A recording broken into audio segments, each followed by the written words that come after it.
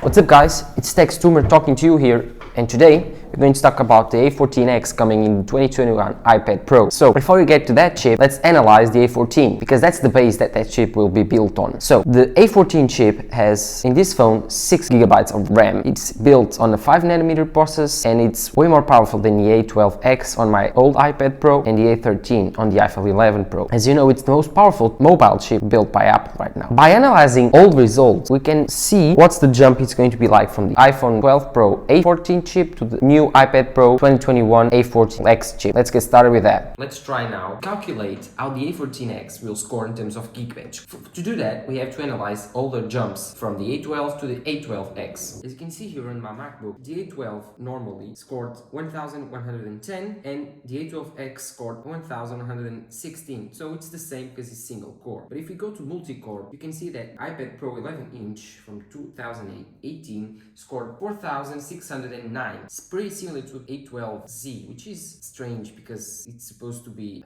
a jump, but as we know, the 2020 iPad kept the same chip, almost. So you can see here 4651. The A12 though scored 2480, and if we go into my calculator and do some math, we can realize that it's almost 2 times the performance in terms of multi-core, so it's 2x. If we apply that to the A14, so we go here and single core A14 chip around here 1587, this is for the single core. So my expectations for the A14X or the iPad Pro 2021 chip in terms of single core performance is 1600. This is my number that I'm going to run to. In terms of multi-core, we are expecting, in terms of my calculation, that if it does the same jump, which means 2 times the performance in terms of multi-core, the 12 Pro got, let's say, 3967, all the other models, but the Pro Max got 4000. Let's put it on the middle because the iPad Air gets a little bit better performance because the chip has a little bit better cooling. Let's go with iPhone 12 Pro Max gets 4105. So for me, my expectations, the A14X will have at least 8000 in terms of multi-core performance, which is just insane. It's double the A12X and the A12Z and double the A14, which if it gets the same jump from the A12 to the A12X, we are correct. Then analyze in terms of metal scores. The A14 got 12,500 in terms of GPU, 12,500,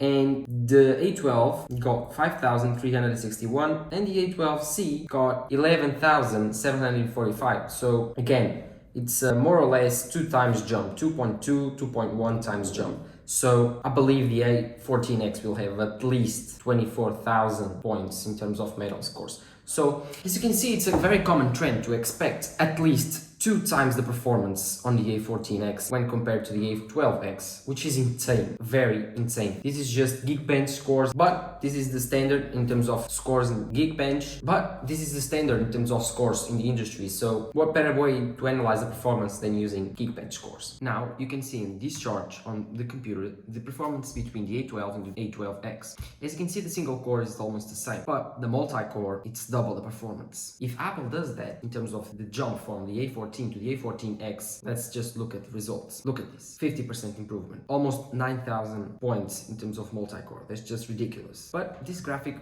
it's pretty much the same as the old one, isn't it? So let's now compare the A12X to the A14X that it's coming on by iPad Pro 2021. Single core, it's a 25% jump, multi-core, 100% jump. So doubles the performance. If you think your iPad Pro it's fast right now, your 2018, 2020 iPad Pro is fast and can breeze through 4K 60 footage like fine wine, imagine double the performance. That would be insane. This chart just shows us what will be coming in March. Of course, take this with a huge grain of salt. I'm just trying to expect and trying to predict what is coming in March. Apple could surprise us with a 3 times, 4 times jump, or just with 1.5 to 1 times jump. We don't know, but I'm predicting that it will have a 2 times jump. So while it had, let's say, 4,000, almost 4,500 points or 4,600 points in terms of A12X multi-core performance, I believe the new A14X will reach almost 9,000 points, which is insane. It's almost a 50% improvement. This shows how Apple is working on their chips. How fast are those?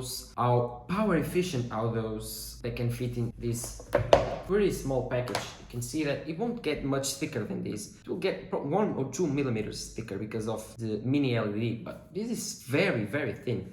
So let's now see what the real world performance tells us on this test. I'm going to export 4K footage with my iPad Pro 2018 and with this A12 on the iPhone XS. Wish me luck. Let's now compare the A14X present on the iPad Pro on the left against the A12 present on the iPhone XS on the right. Let's export the same 4K 60 footage that came out before the beginning of this video to see how much faster is the iPad Pro with its A12X against the A12 on the iPhone XS, and try to take some conclusions. Again, how fast will the iPhone A14 will be when compared to the A14X coming next month. No more talking, let's get this started.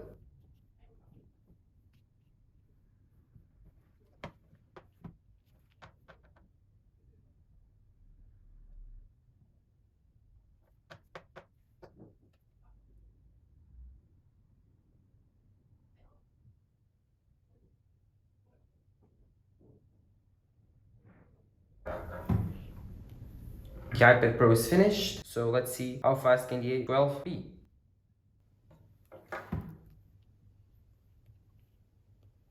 So the A12 finished as well, with a time of 12 seconds more.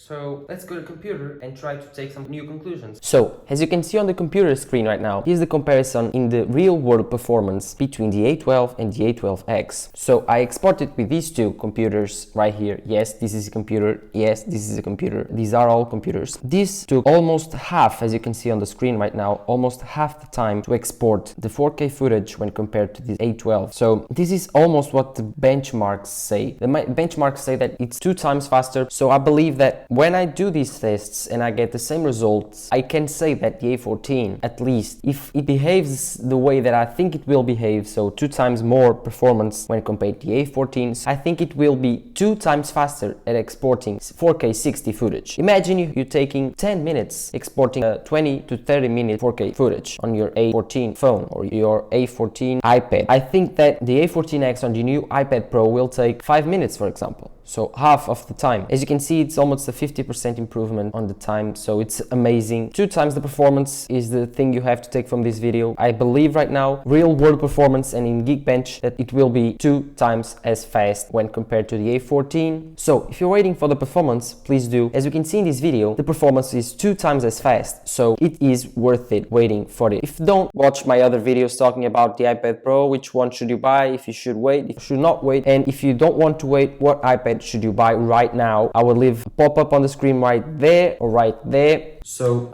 I think we should be excited for this new A14X chip. If you are, comment down below why you want to get the A14X and the 2021 iPad Pro. Give it a like, subscribe to the channel. This was Tech Sumer talking to you. Bye.